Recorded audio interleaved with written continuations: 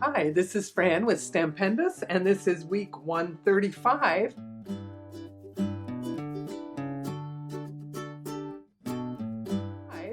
And I'm going to start with a wonderful little painting here of our field of flowers. And I wanted to show you my inspiration piece. I've taken this off the wall in my office, and let's see, we'll get you the best view of it here with this lighting.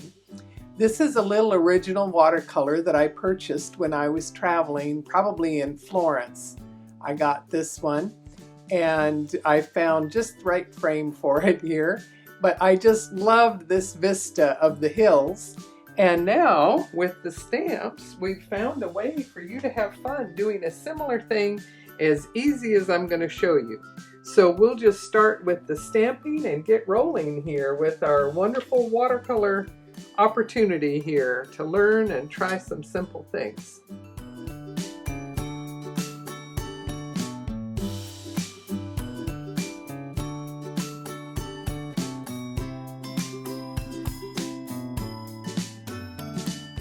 We're going to fast forward this, and you're just going to be able to see where I'm mixing all my paints and colors. I've intentionally kept it kind of on the light side and following the color scheme from my inspiration piece.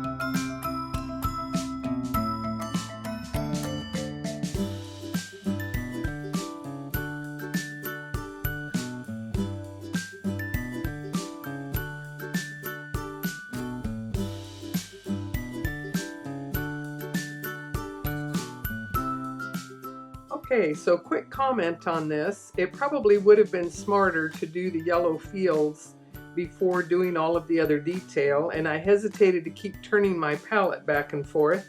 So anyway, you can try it either way. As long as your other trees and houses are dry, then it is safe to go back in with yellow. It just would have been more forgiving to do that first in a more of a wash and then bring the other colors in around it. But you can see it works either way.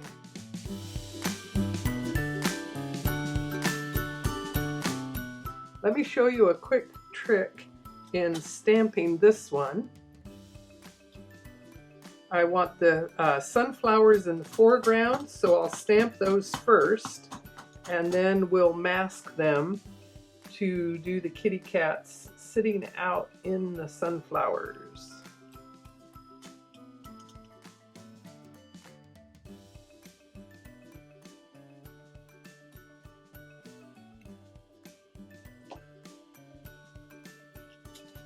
So I've torn a piece of scrap paper, just kind of random, but I figured I could find a spot either way here to cover the sunflowers enough.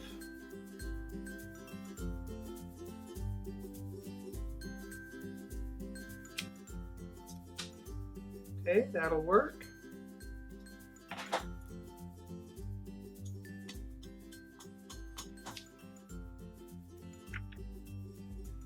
Position your paper to cover as much of the sunflowers as you need to.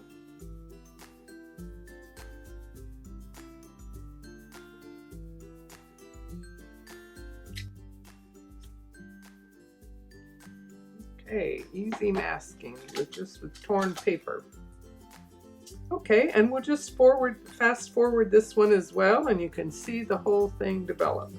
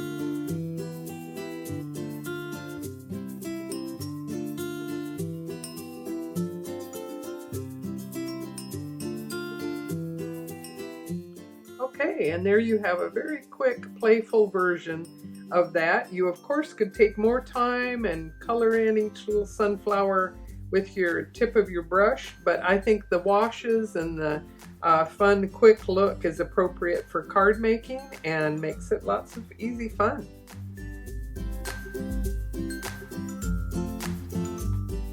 Next, we're going to do some things with our forest path. And we've got a beautiful big tree. And you can put the two of them together, as you'll see.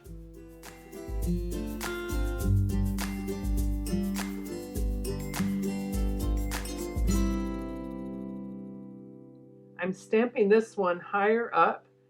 And wouldn't you know, just like it was designed to go together, there it is. Let's start with our beautiful big tree here. We have a wonderful tree like this outside our backyard. It's actually in the park, but we have the beautiful view of it. It's a wonderful climbing tree, actually, and it's a very fun one to paint. This is really very easy to paint with your greens and browns. This one I did a little bit more of the gray-black colors on the tree trunk. But I think I quite like the warmer browns. So we will do that, and we'll start with our blue and move to greens and then browns, and I'll just let you watch, and it's kind of fun to see when it goes quick how it all comes together.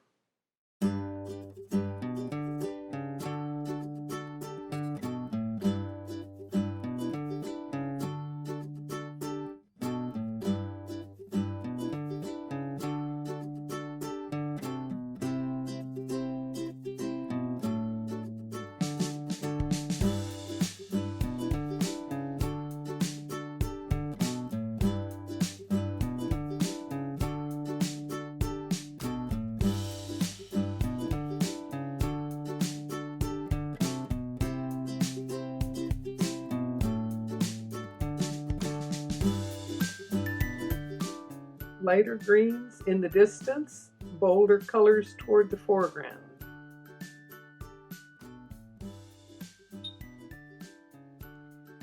You can see I mixed 3 different shades of those greens, and so looks like I need a little bit more of the lightest green. So putting yellow to the back and your blue to the front lets you access as much of whichever color you need in your mix here. So now that the sky is dry, it's safe to go back in with first some light washes, and then we'll add darker bits of color.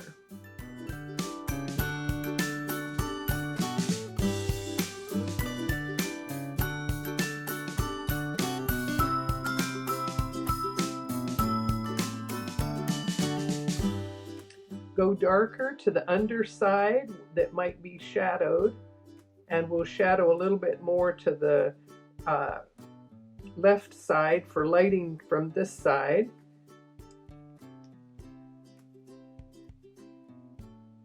And then with a darker color and a drier brush, you'll be able to do some smaller and smaller brush strokes for more detail, where we just do some almost little dots to look more like foliage. If we do it wet on wet, it will blend in a beautiful way.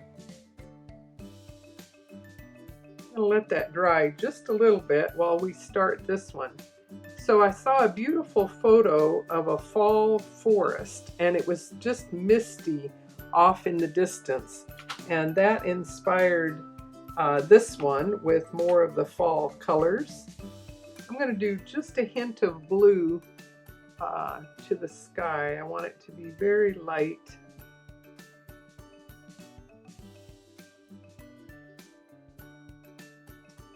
Last week we did the sepia tone, and this just steps it up a little bit more than that to add some other range of color. You can see a whole range of different shades of brown.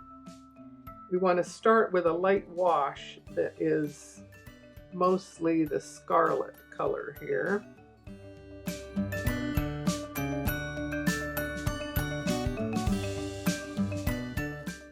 The most faded colors will be furthest back in the scene.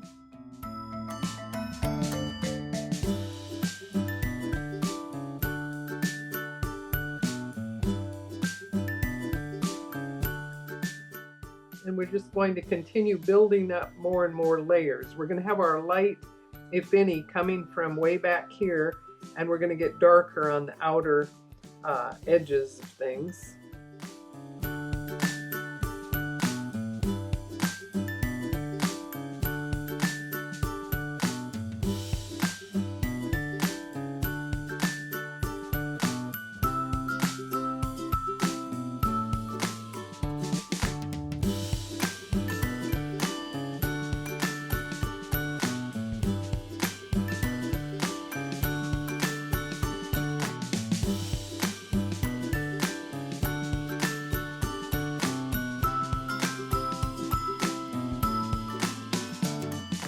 Well, we've got that nice rich brown. Let's do a bit more on this tree. Actually, I'll start with a golden color.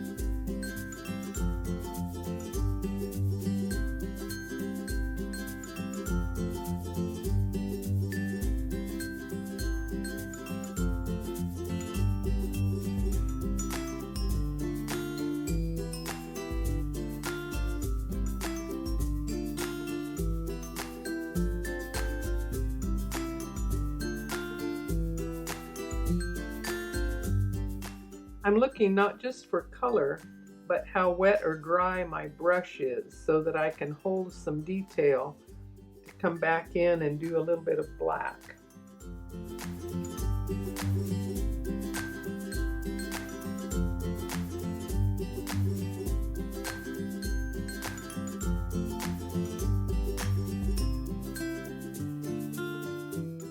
I've given you some shadow lines that define the contours of the tree, and you can follow in those areas to do the shading like this.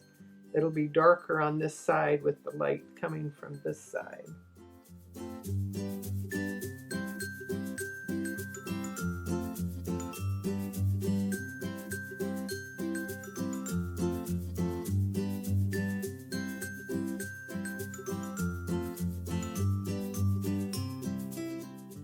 Decided I should gray out a little bit of sky back here. That blue wasn't quite right.